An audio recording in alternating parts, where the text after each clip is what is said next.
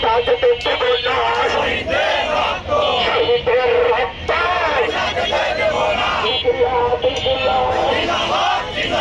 বাংলাদেশ জামাত ইসলামের আমির doctor Shahidur Rahman, NCP প্রধান নাহিদ ইসলাম, আল্লামা মামুনুল হক সহ 10 দলীয় জোটের যারা প্রধান রয়েছে তাদের প্রতি আমরা উদাত্ত আহ্বান জানাচ্ছি অতি দ্রুত সময়ের মধ্যে নাটোর 3 সিংড়া আসনের এই জার্জিস কাদের বাবু ফ্যাসিস্টের দোসরকে মনোনয়নপত্র বাতিল ঘোষণা করে নতুন প্রার্থী সিংহাতে ঘোষণা করতে হবে। মনোনয়নপত্র বঞ্চিত এবং তা না হলে জুলাই যোদ্ধা এবং সিংড়াবাসী এর তীব্র আন্দোলন গড়ে তুলবে।